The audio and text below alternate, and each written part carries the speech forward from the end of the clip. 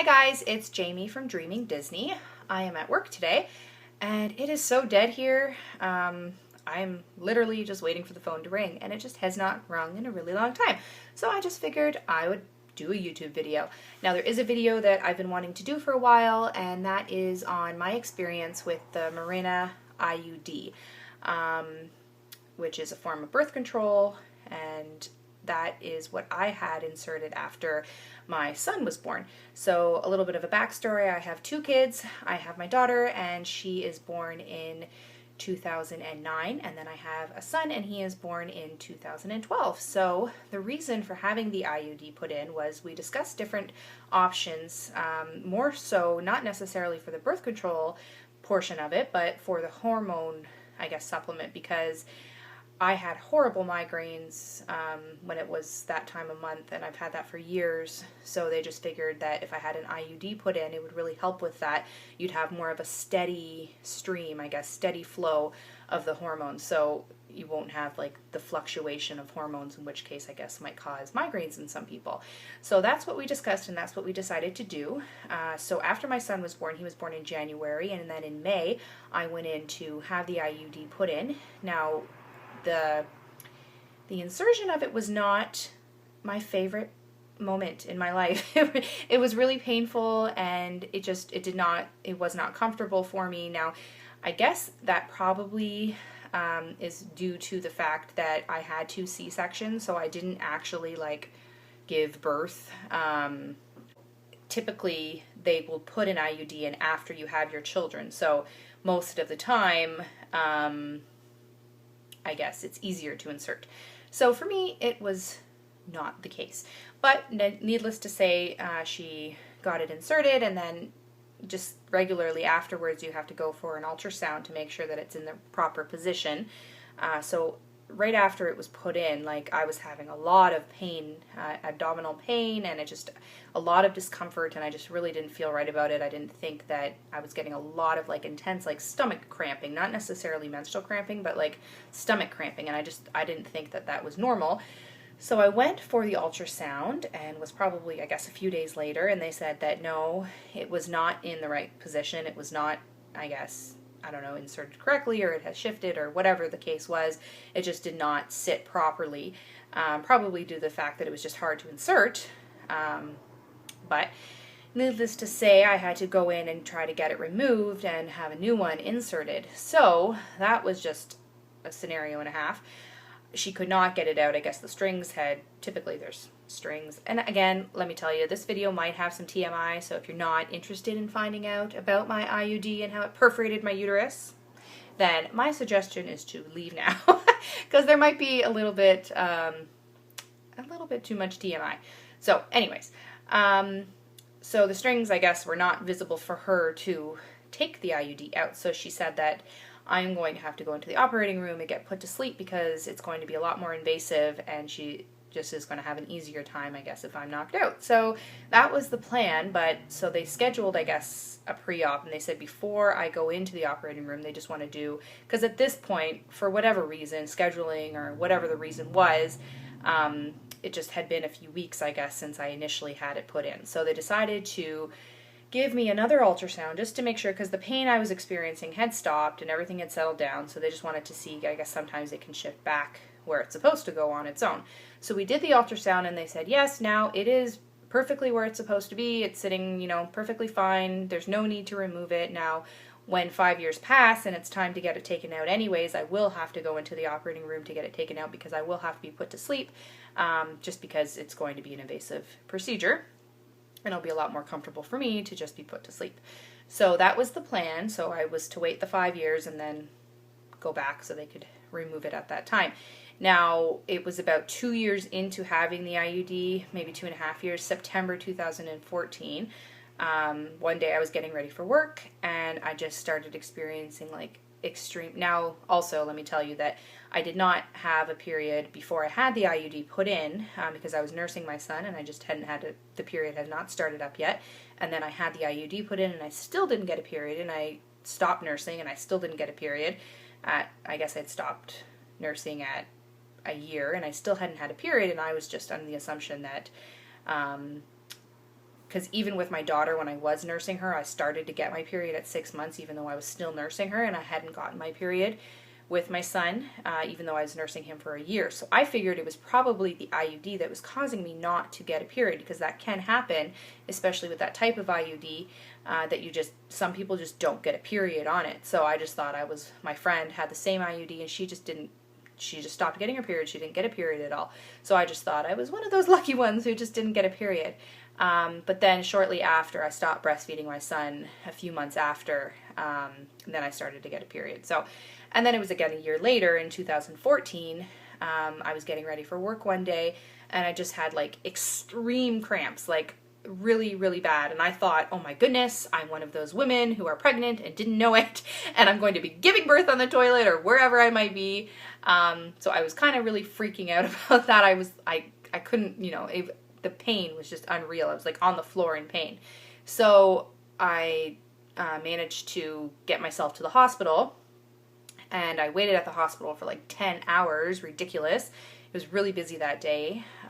Now, I won't complain. I mean, I live in Canada, so we don't pay for healthcare or that type of thing. We go to the doctor completely for free, the clinic or wherever we need to go. We see doctors for free. We go to the hospital for free. We have babies for free. Like, we don't pay for any of that type of stuff, no matter what kind of insurance you have. As long as you're, Canadian, you don't have to pay for that kind of stuff. I guess we probably make it up in our taxes or whatever. But anyways, I can't complain. But it's not usually a 10-hour wait. And that day it was like a 10-hour wait. I waited like 3 hours in triage. It was ridiculous. So that kind of sucked. But anyways, I ended up getting back there, and they did blood work to make sure I wasn't pregnant, and they did ultrasounds, and like numerous ultrasounds, internal ultrasounds, regular ultrasounds, and they were all very confused. And are you sure you have an IUD? Are you sure that they, one doctor's like, did they put one in your vagina? Yeah, they did. They put one in there. I remember the day. Yeah, I remember it. And he's like, and it didn't come out. No, I think I would know. It did not come out. Not that I was aware of any, anyways. So it was a long day at the hospital with lots of tests and ultrasounds, and they just could not locate this IUD. So they told me that either it had fallen out, or I don't know, they couldn't find it. So they had to do an x-ray. So I had to come back, the next day, I guess it was, and have an x-ray done. So I came back to the hospital again, and I had an x-ray, and then the x-ray had shown that, the IUD had perforated my uterus and escaped and was on the run in my body. It was hiding out kind of down near the extreme lower part of my, I guess, pelvic area. I don't know, like near my leg. Like it just really was not anywhere where it was supposed to be. It had traveled far. So that, they were saying, well, this, is very rare. They've really, they were showing everybody the x-ray, look at this, and I wish I had a copy of the x-ray to show you, but, yeah, I don't know if, this is your area, and it's typically supposed to be, up here. It was, down here, by my leg. So, they said that they obviously needed to get it surgically removed, so I had an operating date set for a few days after that point.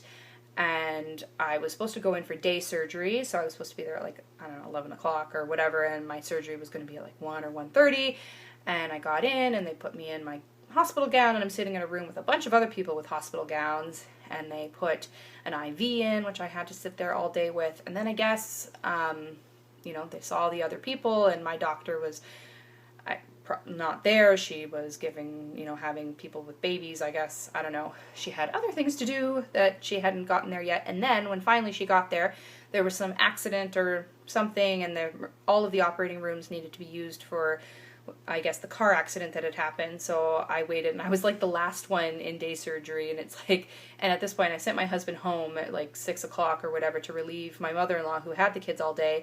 I said, don't worry about it, I'll be fine. Just go. They'll call you when I'm out of surgery, thinking that it was going to be, anytime now. But no, I was there until, what time? I guess to 10 o'clock at night or something. And it was creepy because I'm in this hospital, and it seemed, I know I was not the only one in the hospital, but in the area I was in day surgery, I was the only one there. Every once in a while, a nurse would come and be like, oh, you're doing okay? And it was freezing cold, and I'm in like this hospital gown. I had this this IV in, like still in my arm all day long, and it was uncomfortable, and I hate IVs. So it was not a fun day, but around 10 o'clock or so I went in for surgery, and I just remember them putting me to sleep, and then I woke up and I was just so happy to like be awake and that, okay, it's done and I'm awake. And so I was very cheerful, but I'm sure that was probably some of the drugs talking. But yeah, so, and then I remember like the doctor talking to me after, and I'm still kind of out of it.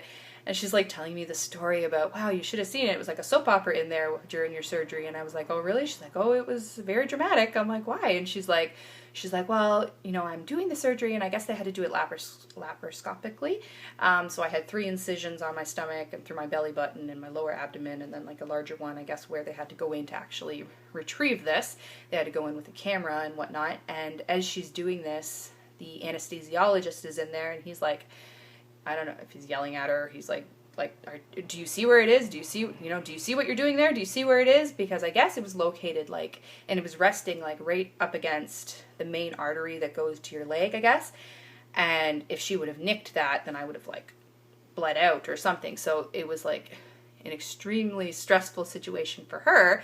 And she's like, I know where it is. I can see where it is. And he's like, are you sure? Are you sure you can see where it is? And they had this like big, I guess, dramatic argument during my surgery, which I was not aware of because I was sleeping, but I heard about it afterwards. So I thought that was interesting. I'm really glad she did not nick my main artery.